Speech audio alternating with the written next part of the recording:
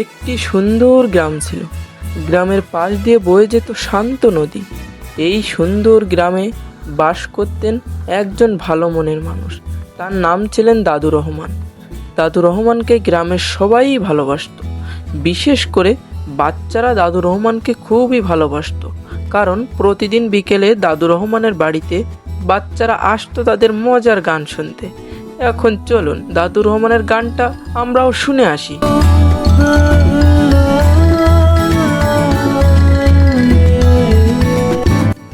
একদিন দাদু রহমান বাড়ি থেকে বের হলেন।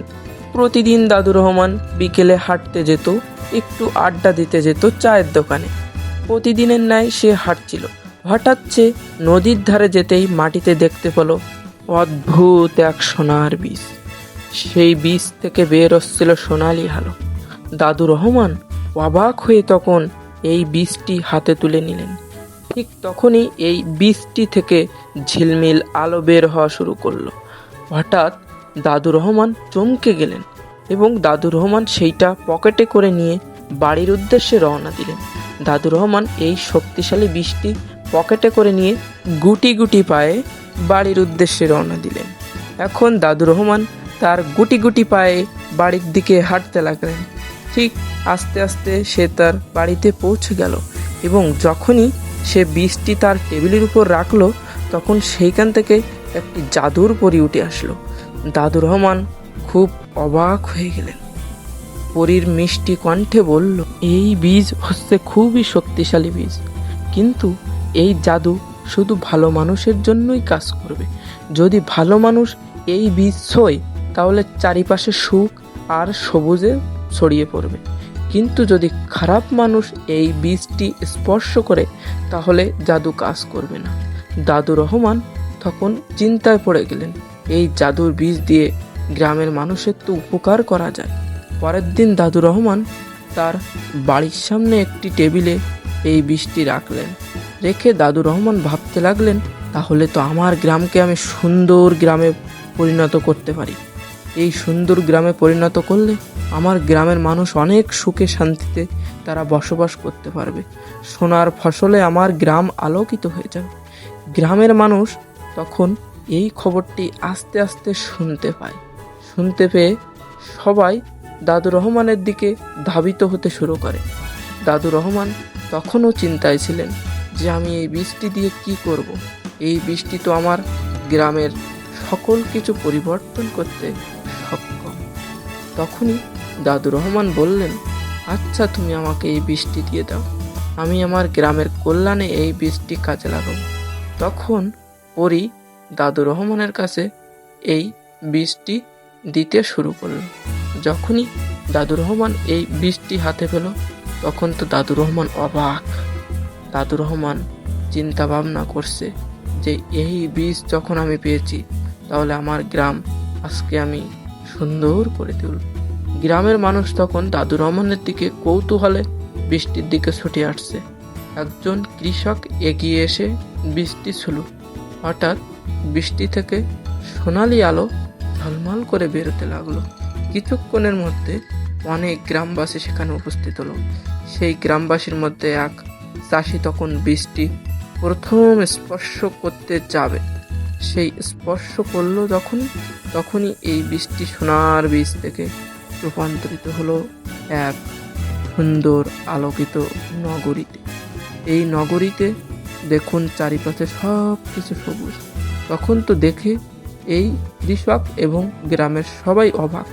তখন দাদু রহমানের গ্রামে ফসলগুলো তাড়াতাড়ি বৃদ্ধি পেতে শুরু করলো। এই বৃদ্ধি পাওয়াতে গ্রামের চাষবাস সব কিছু উন্নত হতে লাগলো। গাছপালাও দ্রুত বড় হতে লাগলো। সবাই তো গ্রামের এখন খুবই খুশি। দাদু রহমানও নিজে নিজে অনেক খুশি বোধ করছে তার মনে। চারিদিকে সবুজ শ্যামল গাছ। দেখুন সবাই কি আনন্দে দাদু রহমানের বাড়ির দিকে ছুটে আসছে এই বীজ দেখতে। এই বীজের কারণে তার গ্রাম হয়ে যাচ্ছে শহরের মতো বলতে গেলে। হঠাৎ তখনই এক অসাধু লোক এই বীজটি ছোঁয়ার চেষ্টা করলো। আর পরী বলেছিল, যখন এই বীজটি এক অসাধু লোক ছুবে তখন এটি আর কাজ করবে না। তখনই সেই অসাধু লোকটি এখান থেকে চলে গেল এবং গ্রামের মানুষ তখন বুঝতে পারলেন যে এই বীজটি শুধু সৎ মানুষের জন্য কাজ করবে। তখন গ্রামের সবাই মিলে চিন্তা করলো, এখানে যে সৎ মানুষ আসে আমরা সেই সৎ মানুষকে দিয়ে এই বীজটি রূপান্তরিত করব আমাদের গ্রামের কাজে। তখনই সেখানে আবার আরেকজন অসাধু লোক উপস্থিত হলেন। অসাধু লোক উপস্থিত হতেই তার মুখ কালো পুড়ে ছাই। এই অসাধু লোকের কারণে এই গ্রামে আবার অধঃপতন হতে লাগলো। এই অধঃপতন দাদুর রহমান এক নিমিষেই দূর করে দিলেন। দাদুর রহমান এই বীজের পরে আবার হাত দিতেই বীজটি আবার সোনার বীজে রূপান্তরিত হলো। আবার সোনার বীজে যখন রূপান্তরিত হলো তখন দাদুর রহমান ভাবলেন, এইবার ছোট্ট এই মামনিটাকে দিয়ে আমরা হাত দেওয়াবো, কারণ ছোট্ট এই মামনির হৃদয় পবিত্র। এই ছোট্ট মামনি যখন এই বীজে হাত দিলেন তখন বীজ থেকে সোনার আলো বেরোনো শুরু করলো এবং তখনই এই গ্রামের অবস্থা আস্তে আস্তে পরিবর্তন হতে শুরু করলো। দেখুন, এই গ্রামে তখন ফুল ফল পাখি সব দ্রুত বড় হয়ে গেল। এই দ্রুত বড় হওয়ার পিছনে অবদান ছিল এই সোনার বীজের। যখনই এই ফল ফুলগুলো দ্রুত বড় হচ্ছিল, কৃষকেরা তো আনন্দে আত্মহারা, কারণ কৃষকের মুখের হাসি ফোটে যখন তার গ্রামের ফসল ভালো হয় এবং তার ফসল ভালো হয়, আর ফসল ভালো হলেই তো কৃষকের আনন্দ। এই আনন্দের মূল কারিগর ছিলেন দাদুর রহমান নামের এক সৎ ব্যক্তি। পরী তার কাছে এই গ্রামের উন্নতির চাবিকাঠি দিয়েছিলেন এবং দাদুর রহমান ছিলেন একজন ভগবানের মতো মানুষ।